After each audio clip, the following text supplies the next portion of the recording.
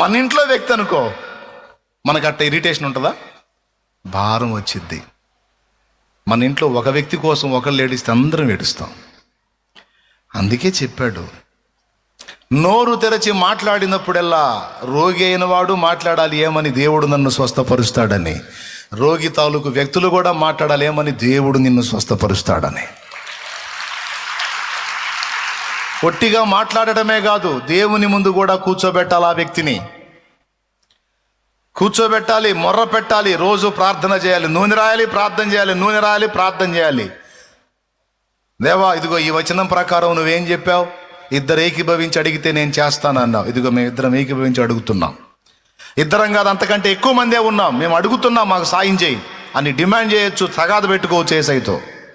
దేవునికి స్తోత్రం కలుగును గాక. అర్థమవుతుందని నేను చెప్పేది? ఏం పెట్టుకోవచ్చు? వాదన తగాద పెట్టుకోవచ్చు. చెయ్యకపోతే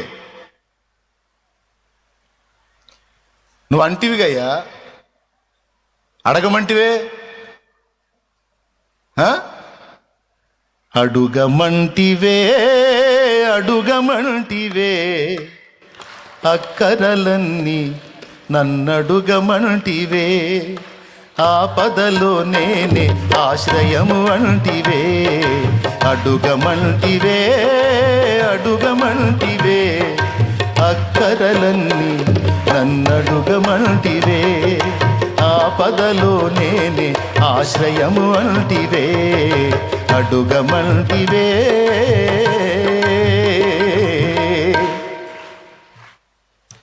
పొలం పాడైపోయిందా?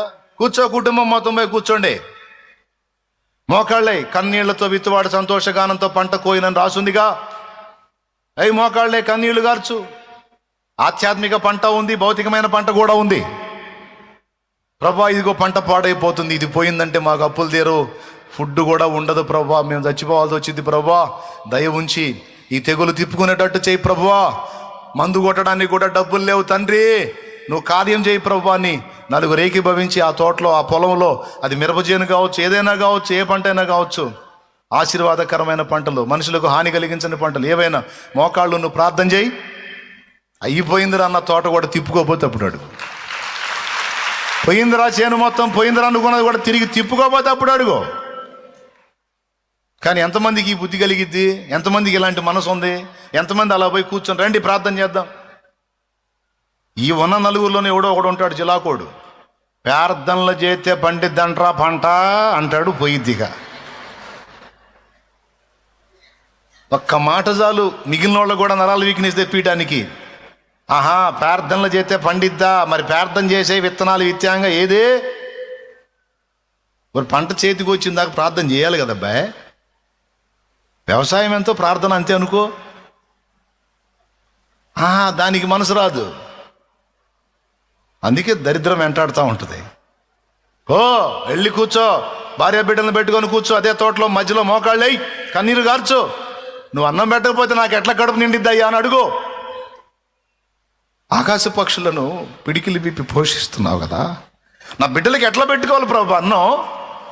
నాకు వేరే బ్రతుకు తెరువు ఏముంది? ఈ పంట పండకపోతే ఏమైపోతాను నేను, నాకు తెలియదు. నువ్వు దీన్ని బాగు చేయాల్సిందే ప్రభు అని అడుగు. దేవునితో మాట్లాడు, నువ్వు కన్నీళ్లు గార్చు. నా ఇంటి యజమానుడు పడిపోయాడు ప్రభువా, మేము అడుక్కు తినాలా? ఆయన లేచి లైన్లోకి వచ్చి జీవనోపాధి చేస్తే కదా మాకు అంత అన్నం దొరికేది. మా పరిస్థితి ఏంది ప్రభువా? ఆయన తెలిసి తెలియక పాపాలు చేస్తుంటే మేము ఒప్పుకుంటున్నాం, క్షమించు ప్రభువా, స్వస్థపరచు ప్రభువా, లేవనెత్తు ప్రభు. కన్నీరు గార్చు. రోగం వెనక్కి తిరగకపోతే అప్పుడు అడుగు.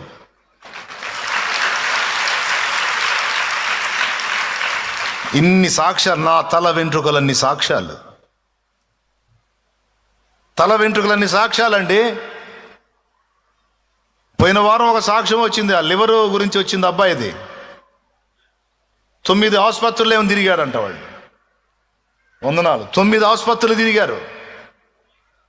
9 ఆసుపత్రి లేదు. 12 ఏళ్ల బిడ్డ. ఎవరిచ్చారా సాక్ష్యం? ఉన్నారా? అదిగో, ఎక్కడికన్నా పోని ఇంకొక బిడ్డ కోసం ప్రయత్నం చేసుకోండి, ఈ బిడ్డ లేడు మీకు అని చెప్పారంట. మీరు ఏ మందు వాడినా, ఏ మెడిసిన్ వాడినా, అదిగో సాక్ష్యం ఉంది చూడు. నేను అబద్ధం చెప్పట్లేదు. అదిగో మనిషి నిలబడిందా చెల్లి? Here's a look at my week on Facebook gaming.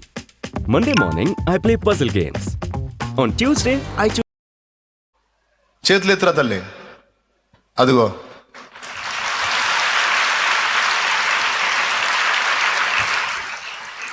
ఆ బిడ్డను పెట్టుకొని ఎంత ఏడ్చుకున్నారో, ఎంత మొత్తుకున్నారో, ఎంత గోజాడుకున్నారో, ప్రార్థన చేశారు. దేవుని సన్నిధిలోకి వచ్చి ప్రార్థన చేయించుకున్నారు, ప్రార్థన చేశారు. దేవుడు తన బలీయమైన బాహు చాప చిన్నవాడిని ముట్టాడు. చెక్ చేయించినప్పుడు మొత్తం బాడీ చెకప్ చేసి అన్ని పర్ఫెక్ట్గా ఉన్నాయి, లివర్ కూడా సూపర్ ఉంది, ఏం ప్రాబ్లం లేదు అని రిపోర్ట్ ఇచ్చారు. తర్వాత పాత రిపోర్ట్లు చూపించారా? ఈ రిపోర్ట్ల ప్రకారం అయితే వీడు బతికుంటానికి వీలు లేదు, కానీ నా రిపోర్ట్ ప్రకారం అయితే వీళ్ళు ఏ రోగం లేదు. ఈ రెండు రిపోర్ట్ల మధ్యలో నీ దేవుడే నీ కార్యం చేశాడు పో అన్నాడట. దేవుడు చేసిన అద్భుతం తప్ప ఇంకొకటి కాదు ఇది అని సాక్ష్యం ఇచ్చాడు. మరి ఎలా సాధ్యమైంది? ఆ 12 ఏళ్ల బిడ్డ లేడు, నీకు ఇంకొకటి కోసం ట్రై చేసుకోండి, ఇంకొక బిడ్డని కనడానికి ప్రయత్నం చేయండి, ఇంకా బిడ్డ లేడని చెప్పిన బిడ్డ మరి ఏమీ లేదు, నార్మల్ రిపోర్ట్ ఎలా వచ్చింది? ఆయన శక్తి. ఒక్క మాట పలికితే చాలు, ఒకసారి ముడితే చాలు, ఒక్క చూపు చూస్తే చాలు. కనికరించి నీ చేయి చాపి అద్భుతములు చేయు దైవమా, కనికరించి నీ చేయి చాపి అద్భుతములు చేయు దైవమా, అయ్యా అద్భుతములు చేయు దైవమా, అయ్యా అద్భుతములు చేయు దైవమా, విన్నపాలు విను దైవమా, నా కన్నీరు గంచు దైవమా,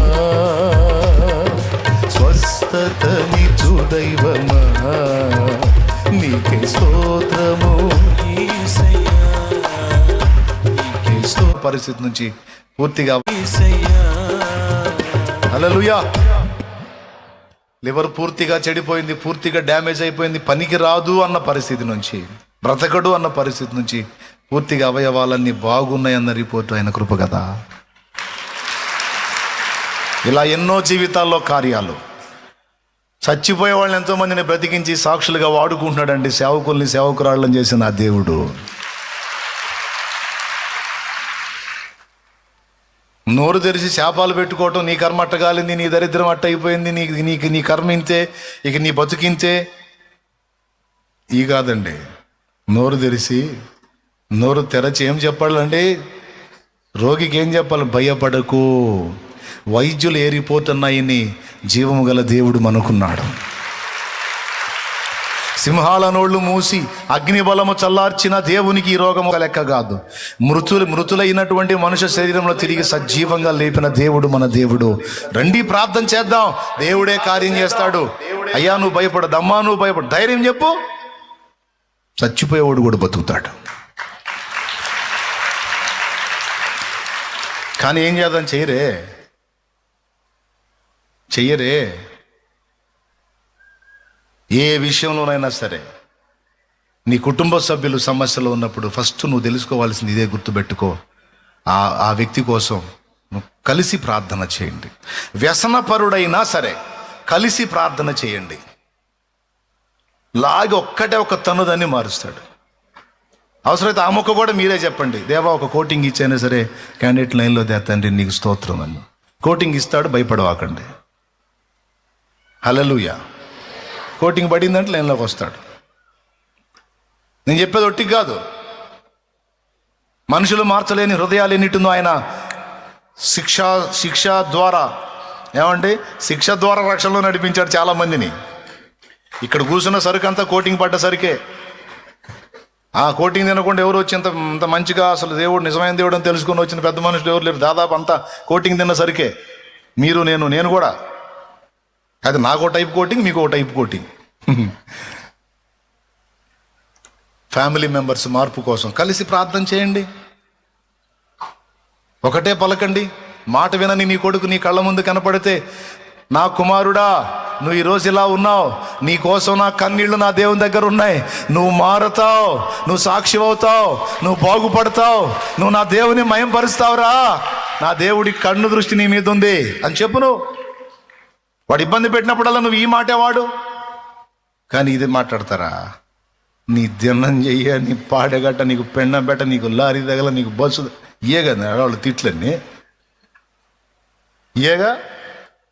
అయ్యా మాట్లాడాలి, అయ్యా మాట్లాడాలి. నువ్వు పోతావు రే, నువ్వు అట్లా పోతావు ఇట్లా పోతావు అయ్యా అండి నాశనం అయ్యా పిల్లల్ని అనాల్సింది. నువ్వు ఊరకపోయేవాడు ఎవరో, నువ్వు ఊరకపోయేవాడు, నువ్వు గాలివాడు అయిపోతావు. నువ్వు అట్ట ఏం పుణ్యపు మాటలా, ఏమన్నా దీవెనలా? నోరు తెరిచిన దగ్గర నుంచి దరిద్ర మాటలు మాట్లాడతారు కొంతమంది దరిద్రులు. మిమ్మల్ని కాదులే, మిమ్మల్ని కాదు, ఈ దరిద్ర మాటలు మాట్లాడే వాళ్ళని దరిద్రులు అంటున్నాను, ఆధ్యాత్మిక దరిద్రులు. నోటికి కళ్ళెం పెట్టుకో, నోరుతో ఏం మాట్లాడుతున్నావో తెలుసుకొని మాట్లాడు. నీ బిడ్డతో, నీ భర్తతో, నీ ఇంట్లో నీ తోడబుట్టిన వాళ్లతో, నీ తల్లితో, నీ తండ్రితో నువ్వు పలకాల్సిన ఆశీర్వచనాలు పలుకు. నా తండ్రి ఆమెన్ అనకపోతే అప్పుడు అడుగు. ఆమెన్ ఆమెన్ అంటాడు నా తండ్రి. వాడు మామూలుగా మాట వినకపోతే మంచాన్ని వేసినా సరే వాడు ఒక దారి చేస్తాడు. అవసరమైతే ఆ మొక్క కూడా నువ్వే చెప్పు, ప్రభు వాడు మామూలుగా మాట వినే రకం కాదు, ఒక చూపు చూడయా, అవసరమైతే మంచంలో వేసి నేను సేవ చేస్తాను, ప్రాబ్లం లేదు, వాడు అందులో తెలుసుకోవాలి, నిన్ను కలుసుకోవాలి, మారాలి, రైన్లోకి రావాలి ప్రభు. వాము పెట్టండి సలహాలు ఇస్తున్నాడు అనుకోవాకండి. మరి లేకపోతే ఒక్కొక్కటి మామూలుగా మాట్లాడండి, మరి ఏం చేద్దాం?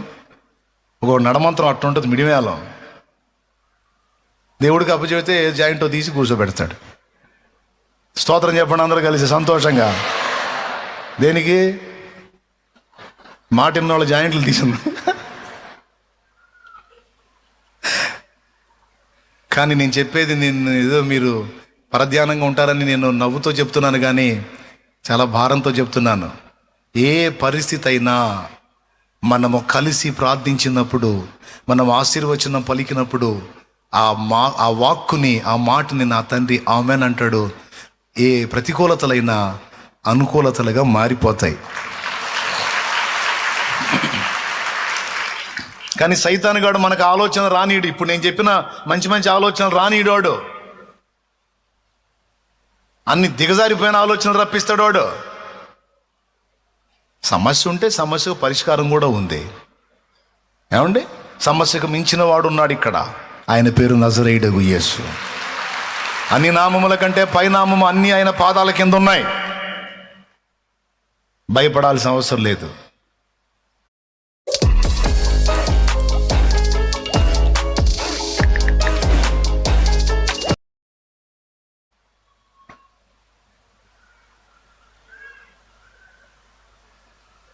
నోటిని అదుపులో పెట్టుకొని చేసే భక్తి వ్యర్థము కాదు, కానీ నోటిని అదుపులో పెట్టుకోకుండా చేసే భక్తి వ్యర్థం.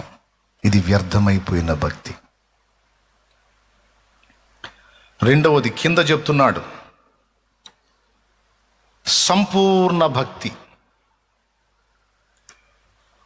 కింద చెప్తున్నాడు నిష్కళంకమైన భక్తి. ఒకసారి చూడండి, 27వ వచనం చదవండి తొందరగా. తండ్రి అయిన దేవుని ఎదుట పవిత్రమును నిష్కలంకమునైన భక్తి ఏదనగా. ఇదిగో ఫస్ట్ చెప్పిన మాట గుర్తుంది కదా, నోటికి కళ్ళం పెట్టుకోవాలి, నోటితో శాపనార్థాలు పలకకూడదు, దరిద్ర మాటలు పలకకూడదు, శుభం పలకాలి, విజయం పలకాలి, దీవెన పలకాలి, ఆదరణ పలకాలి, ఆరోగ్యం పలకాలి, ఆశీర్వచనం పలకాలి. అంతేకాదు కుటుంబ సభ్యులు రోగులై ఉంటే కూర్చోబెట్టి ప్రార్థన చేయాలి, మనమే ప్రార్థన చేయాలి, బయటవాడికి భారం ఉండదు, మనదే బాధ్యత, మనదే భారం. మన కన్నీళ్లు దేవుని ముందు ఉండాలి, మనం సాధించుకోగలుగుతాం. ఒకవేళ ప్రభు చిత్తమై ప్రభు తీసుకుంటే మనందరికీ మాట్లాడి చెప్పి తీసుకుంటాడు, దానికి తగిన పరిష్కారం చూపించి తీసుకుంటాడు. అది ఆయన చిత్తమైతే అదే చెప్తాడు. లేదు మీరు మొరపెడుతున్నారు, నా బిడ్డకి సమయం అయిపోయింది, నేను తీసుకుంటున్నానని మీతో మాట్లాడి తీసుకుంటాడు. నా బిడ్డ ఎక్కడ ఉంటే క్షేమమో నాకు తెలుసు, మీరు నన్ను ఇబ్బంది పెట్టొద్దు, నా బిడ్డ ఇంత మించి ఉంటే తనకి క్షేమం కాదు, నేను తీసుకుంటున్నాను చెప్పి తీసుకుంటాడు. లేకపోతే స్వస్థపరుస్తాడు. మొత్తానికి ఏదో ఒకటి మాత్రం క్లారిటీ వచ్చింది. మీరు గట్టిగా మొర్ర పెడితే పోయే ప్రాణం కూడా అక్కడ ఆగిపోవాల్సిందే, ఆగిపోయింది. జోక్గా నేను చెప్పేది. 8 సంవత్సరాల క్రితం చనిపోవాల్సింది నా తండ్రి, 8 ఏళ్లకు ముందు చనిపోవాల్సింది నా తండ్రి. మీరు నమ్మండి నమ్మకపోండి, నిజం చెబుతున్నాను నేను. డాక్టర్ ఇచ్చిన సర్టిఫికేట్ ప్రకారం, డాక్టర్ ఇచ్చినటువంటి రిపోర్ట్ ప్రకారం, రిపోర్టు సర్టిఫికేట్ స్కూళ్ళలో ఇస్తారుగా, రిపోర్ట్ ప్రకారం 8 ఏళ్లకు ముందే అయిపోవాలి ఆయన. మోకాళ్ళుని కన్నీరు గార్చి ప్రార్థన చేశా. కుటుంబం అందరినీ కూర్చోబెట్టుకొని ఒక్కటే ప్రార్థన. ఇన్ని సంవత్సరాలు కష్టపడి మమ్మల్ని పోషించి బ్రతికించాడు. ఈరోజు నేను అంత కష్టపడి నా తండ్రికి ఆహారం పెట్టి ఆయన చూసుకునే టైంలో ఆయన వెళ్ళిపోయేటట్టున్నాడు. ప్రభువా, నా కోసం మా నాయనను బ్రతికించవా అని అడిగా. నా కోసం ఒక ఛాన్స్ ఇచ్చి నా తండ్రిని బ్రతికించవా అంటే నా ఆశ 8 ఏళ్ళు తీర్చాడు. 8 ఏళ్ళు, 8 సంవత్సరాలు సేవ చేస్తాను ప్రభువా, మా నాన్నకి అవకాశం ఇయ్య అని అడిగా.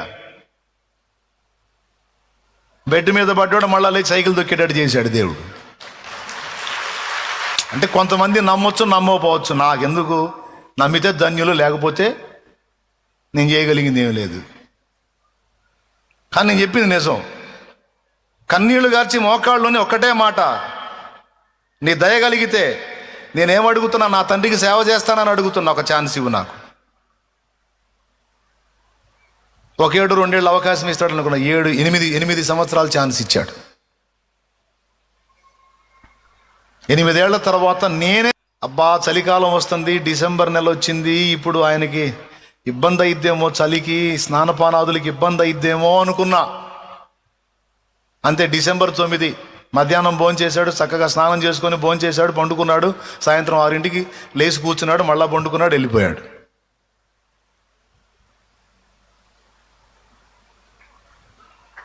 దేవునికి స్తోత్రం కలుగును గాక. ఇంకో ఫోటో ఉంది రా నాయన, నువ్వు వేయాలనుకుంటే ఇంకో ఫోటో ఉందిరా. చూశారుగా మీరు, మా నాన్న మీకు తెలియదు ఏముందిలే. అంటే నేను ఎందుకు చెప్తున్నానంటే, మన ప్రార్థనకి జవాబు ఇస్తాడా ఇవ్వడా అంటే, నిజంగా నిండు మనసుతో ఆయన ముందు మోకాళ్ళుని కన్నీరు గార్చి నువ్వు అడుగు, తప్పకుండా ఛాన్స్ ఇస్తాడు ఆయన. తర్వాత మళ్ళా నా అనుమతితోనే మళ్ళా 1 రోజుల ముందు నాకు చూపించి, తెల్లని వస్త్రాలు కట్టుకొని 2 వస్తువులు చేత పట్టుకొని చక చక చక చక నడుచుకుంటూ వెళ్ళిపోతున్నాడు నాకు దర్శనంలో. 1 మంత్ ముందు. అంటే ఏంటో తెలుసా, సిగ్నల్ ఇస్తున్నాడు. ఒరే, నీకు తండ్రి అయితే అయ్యాడు, నాకు కుమారుడురా, నా బిడ్డ అక్కడ ఉంటూ యాతన పడతాడు, ఇంక వద్దు, నువ్వు పర్మిషన్ ఇరా, నేను తీసుకుంటా. ఆ తర్వాత వచ్చింది నాకు ఈ ఆలోచన, ఇబ్బంది పడతాడేమో అని. అలా అనుకున్నా, వెళ్ళిపోయాడు. ఒకవేళ నేను ఆ మాట అనుకోకుండా ఏం పర్లా ఇంకా చేస్తానంటే ఇప్పుడు కూడా ఉంచేవాడేమో. కానీ నేను మాట్లాడుతున్న మాత్రం వాస్తవం.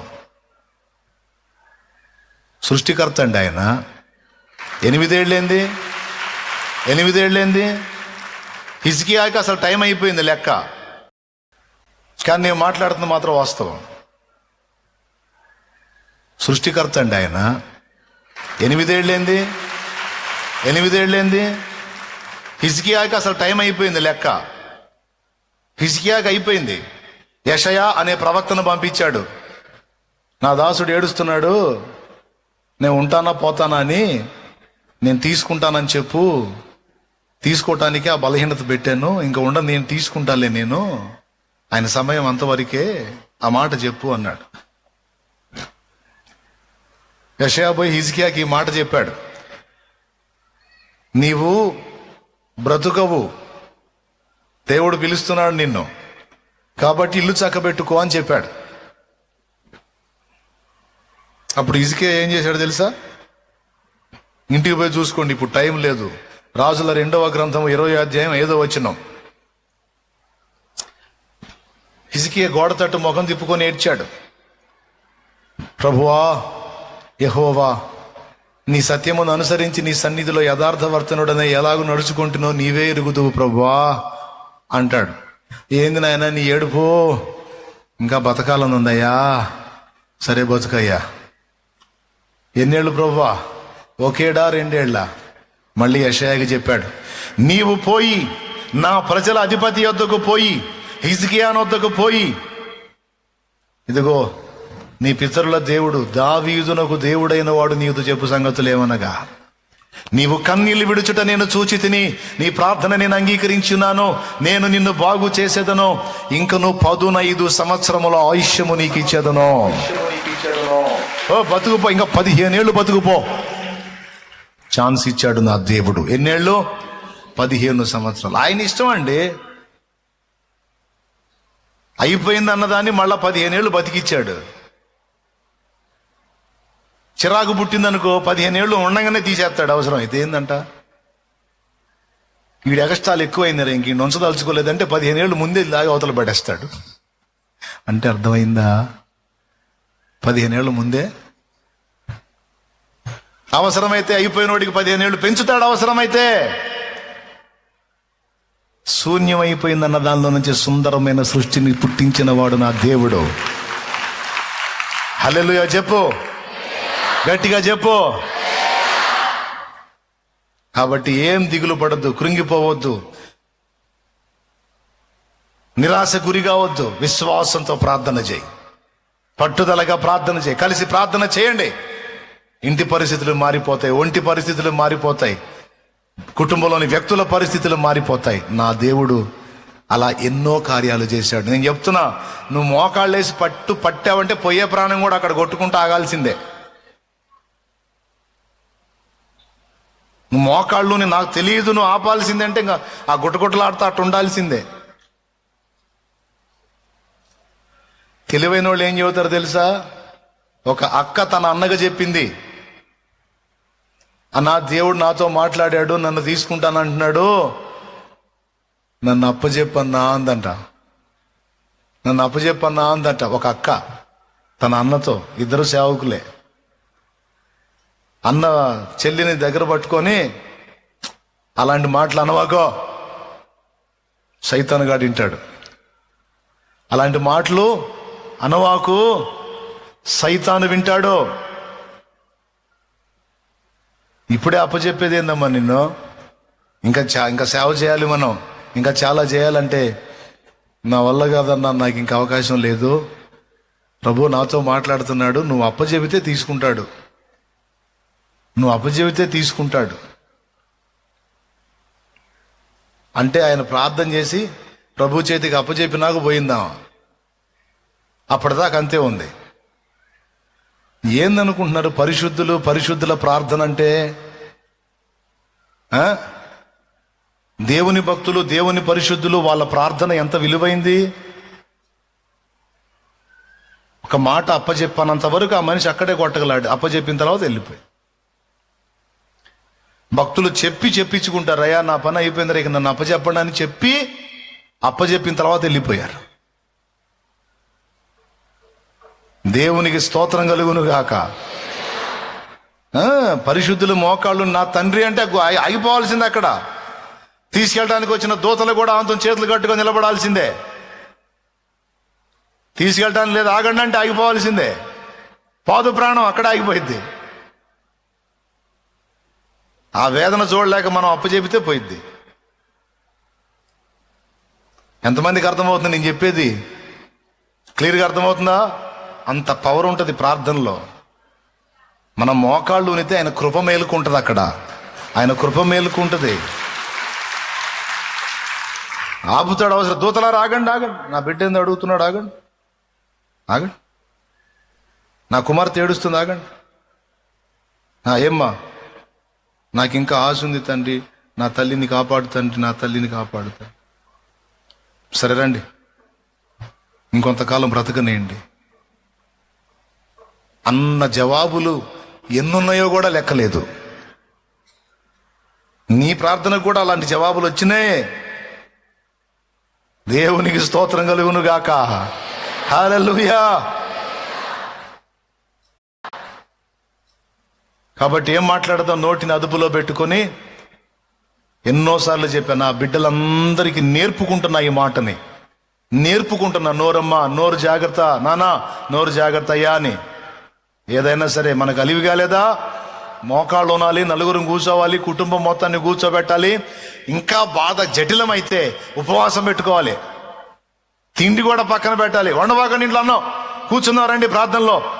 నా తండ్రి తేలుస్తాడు దీని సంగతి ఏదో. నా తండ్రి తేలుస్తాడు దీని సంగతి ఏదో. నా తండ్రి తేలుస్తాడు ఈ సమస్య ఏందో. రండి మొత్తం కూర్చున్నారండి, వండవాకండి ఇంట్లో అన్నాం, అందరం కలిసి ప్రార్థన చేద్దాం రండి. జవాబులు పొందానమ్మా, వందల ప్రార్థనలకు వందల ప్రార్థనలకు జవాబులు పొందా. వెరైటీలుగా చేసుకుంటా ప్రార్థన. తెలుసా, నాకు బాగా పీడించిన సమస్యలు నేను రాసుకుంటా, నోట్స్లో రాసుకొని తీసుకెళ్ళి ఆయన ముందు పెడతా. దేవునికి స్తోత్రం కలుగును గాక. హల్లెలూయా. హిజ్కియా తీసుకెళ్ళి పెట్టాడుగా. రబ్షాకే అనేవాడు పలికిన మాటలు ఒక గ్రంథం, ఒక పేపర్లో రాసి, ఒక చర్మపు కాగితంలో రాసి ఆ తాకీదు ఆయన దగ్గరకు పంపిస్తే హిజ్కియా తీసుకెళ్లి యెహోవా సన్నిధిలో దాన్ని చదువుతాడు. లెటర్ నాకు కాదు ప్రభా, నీకు రాశాడని. ఏమండి, ఇప్పుడు రాజు ప్రత్యర్థి యుద్ధానికి వచ్చినప్పుడు ఈ రాజు తన సైన్యాన్ని వేసుకొని యుద్ధానికి పోవాలి. కానీ వాడేం రాశాడో తెలుసా? ఆకాశపు ఇసుక రేణువులంత సమూహం మాది, మమ్మల్ని ఎవడు ఆపలేడు. మీ దగ్గరకు వచ్చామంటే మీ దేవుడైన యెహోవాయే మాకు అప్పచెప్పాడు. హమాతు దేవతలేమాయను, అర్పాదు దేవతలేమాయను, మీ దేవుడైన యెహోవా కూడా మిమ్మల్ని కాపాడలేడు. మర్యాదగా మాకు లొంగిపోండి అని వాడు మాట్లాడి తాకీదు పంపిస్తే ఆ లెటర్ చూసి హిజ్కియా, అద్దుగో వాడు పంపించినటువంటి ఆ తాకీదుని యెహోవా సముఖంలో పోయి చదువుతున్నాడు. దేవా, రబ్షాకే, సన్హెరీబు దాసుడు రబ్షాకే నీకు లెటర్ పంపించాడు, ఇదిగో చూడని పోయి దేవుని సన్నిధిలో పెట్టాడు. వాస్తవంగా రాజు చేయాల్సిందేంటి? యుద్ధం. కానీ హిజ్కియా రాజు చేసిందేంటి? ప్రార్థన. ఏంటి చెప్పండి? ఏంటి ఎక్కడా? యెహోవా సన్నిధిలోకి వెళ్ళాడు రాసుకొని. అవన్నీ తీసుకొని రాసింది ఆల్రెడీ వాడు పంపించాడుగా, అది తీసుకొని పోయి ఓపెన్ చేసి ఆయన ముందు పెట్టి ప్రార్థనలో కూర్చున్నాడు. నాకు తెలిసి తన తోటి వాళ్ళు ఏమనుంటారో తెలుసా? మన రాజుకి ఏదో మెంటలు ఎక్కినట్టుంది, వాడి మీద యుద్ధం చేసి సత్యం బతికం పోరాడాలి. కానీ ఆ లెటర్ తీసుకొని యెహోవా సముఖంలో పోతే ఆయన ఏం చేస్తాడు అంటే, ఏం చేస్తాడో తర్వాత మీకే తెలిసిద్ది. ఏ సైన్యాన్ని చూసుకొని వాడు విర్రవీగాడో, ఏ సైన్యాన్ని చూసుకొని వాడు ఓవర్ యాక్షన్ చేశాడో, ఏ బలగాన్ని చూసుకొని వాడు రెచ్చిపోయాడో, మీరు యుద్ధం చేయలేరురా, మీ వల్ల కాదురా అన్నాడుగా. మీ దేవుడు కూడా కాపాడలేడుగా అన్నాడుగా. హిజ్కియా పోయి మందిరంలో కూర్చొని ప్రార్థనలో ఉన్నాడు. అక్కడ యుద్ధం జరుగుతుంది. కానీ ఎవరు చేస్తున్నారో తెలుసా? హిజ్కియా కాదు, హిజ్కియా సైన్యము కాదు. వాడు ఎవరినన్నాడు? యెహోవాను అన్నాడు. సావు మూడినోళ్ళు ఎట్ట మాట్లాడేది? ఏమే, అష్షూరు వారి దండు పాళ్యంలోనికి యెహోవా దూత జొరబడి ఒక్క మొత్తితే ఒక రాత్రి తెల్లవారేసరికి 1,85,000 మంది, 1,85,000 మంది. యెహోవా దూత లేచి వెళ్ళి అదిగో ఏ సైన్యాన్ని చూసుకొని విర్రవీగాడో ఆ సైన్యం మొత్తం అవుట్. ఇంకెక్కడోడు అక్కడ పోవటమే. అంటే నిజంగా నిద్రపోయారు అనుకున్నారు, పోయారు మొత్తానికి. తెల్లవారు లేచి మనం వానికి తాకీదు పంపించాం, హిజ్కియా ఏ జవాబు చెప్పలేదు, ఇక మనం యుద్ధం చేయటమే తరువాయి, లిండ్రా పోదాం పండ్రా అంటే ప్రతి గుడారంలో శవాలే. చూపిస్తే చూపించి అది కూడా.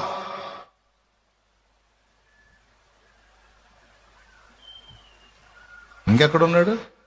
అవుట్. అయితే ఓవర్ యాక్షన్ చేస్తాడు వీడు.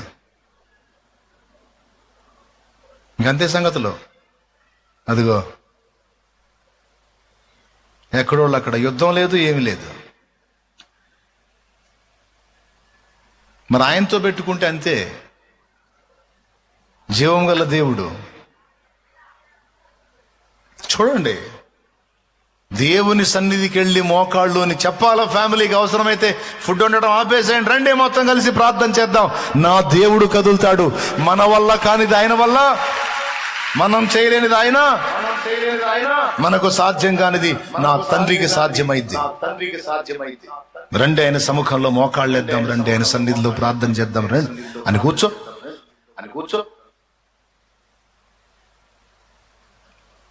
నీ దేవుడు ఉన్నవాడా లేనివాడా? ఎంతమంది ఒప్పుకుంటారు? చేతులు ఎత్తండి. నీ దేవుడు సజీవుడా మరణించినోడా? ప్రజెంట్ సజీవుడా మృతి నందు ఉన్నాడా? సమాధిలో ఉన్నాడా? సమాధి తెరవబడి బయటకు వచ్చి ఉన్నాడా? దేవునికి స్తోత్రం కలుగునుగా. బలహీనుడా బలవంతుడా? జ్ఞానవంతుడా జ్ఞానశూన్యుడా? ప్రేమ గలవాడా ప్రేమ లేనివాడా? నిన్ను ప్రేమిస్తున్నాడా లేదా? ఆయన వాక్యాలు నెరవేరుస్తాడా అబద్ధాలా? నమ్మకమేనా? విశ్వాసమేనా? ఫీలింగ్. జ్ఞానవంతుడా జ్ఞానశూన్యుడా? ప్రేమ గలవాడా ప్రేమ లేనివాడా? నిన్ను ప్రేమిస్తున్నాడా లేదా? ఆయన వాక్యాలు నెరవేరుస్తాడా అబద్ధాలా? నమ్మకమేనా? విశ్వాసమేనా? అట్లయితే నువ్వు చేయాల్సిన పని అదే. నా కృప నిన్ను విడువదంటివే, నా కృప నీకు చాలునంటివే, నాకేమి కొదువా. నా కృప నిన్ను విడువదంటివే, నా కృప నీకు చాలునంటివే, నాకేమి కొదువా. స్తుతికి పాత్రుడా స్తోత్రార్హుడా, శుభప్రదమైన నిరీక్షణతో, శుభప్రదమైన నిరీక్షణతో జయగీతమే పాడేదా, జయగీతమే పాడేదా, జయగీతమే పాడేదా, జయగీతమే పాడేదా. ఆమేన్. ఓకేనా? అంశం విలువైంది, పాయింట్ విలువైంది, మీకు ఉపయోగపడదు. అందుకని ఇక్కడ స్టాండ్ వేసా. ఇప్పుడు స్టాండ్ తీస్తున్నా, ముందుకు వెళ్తున్నా. ఇక దేవునికి స్తోత్రం. నేను చెప్పిన మాటలు సీరియస్గా తీసుకుంటారా? ఇట్టిని వదిలిపెడితే మీ కర్మ, నాకు సంబంధం లేదు. నేను ఎట్లా బయటపడతారో చెప్పా. అయినా సరే కొంతమంది బాగా విన్నట్టుగానే ఉంటారు కానీ ఫాలో అవ్వరు. అవనప్పుడు చేసేది మోస్తారు. నేను చెప్పినట్టు వింటే దించుకుంటారు, బరువు బయటపడతారు. ఎందుకంటే చాలా కార్యాలు చూశాను, అనుభవించాను. అనుభవం లేకుండా నేను చెప్పట్లా, సాక్ష్యం కూడా చూపించాను. అన్ని ఆసుపత్రులు తిరిగి లేని సమాధానం దేవుని సన్నిధిలో దొరికింది. ఇంకేం కావాలి? ఇంకెన్ని చెప్పాలి? రైట్. ఫస్ట్